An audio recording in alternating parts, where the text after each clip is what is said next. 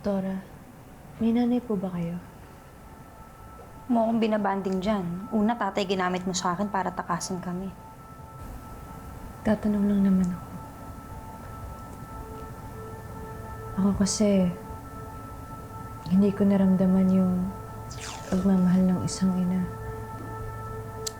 Kasi, clone lang pala ako.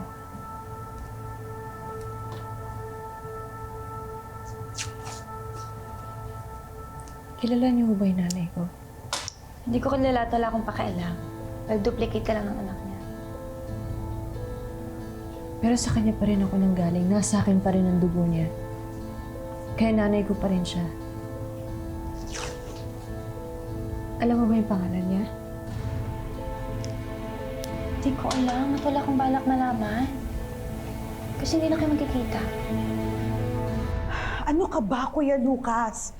Nakakailang tawag na ako sa'yo, ilang messages na nasend ko sa'yo, ni isa, wala kang sinagot. Pinuputak din ako ng tanong nitong si Dayan. Hindi ko na alam isasagot ko. Wala ka ng choice, ha? Pupuntahan talaga kita dyan sa lab mo. Maghaharap tayo. Tingnan. Ngayon ko malalaman kung saan kayo nagtatago.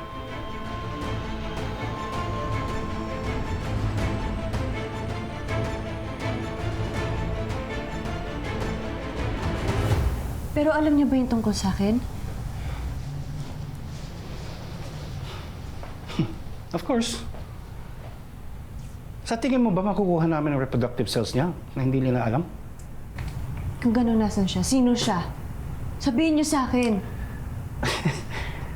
Bakit? Para saan pa, Hope? Hahanapin mo siya? Huwag ka na magsayang ng oras. Iniwang ka nila, di ba? Di ka kasi tunay na tao. Alam kong hindi totoo yung mga sinasabi mo. Dahil hindi ako maniniwala sa isang demonyong katulad mo, Lucas. At sinasabi ko sa'yo, kapag nagkita kami ng nanay ko, mamahalin din niya ako tulad ng pagmamahal ko sa kanya. Bahala ka, sige. Wala kang pakialam sa drama mo. Dali na, ang gamot niya ako, kung kakalimutan. Copy, Doc.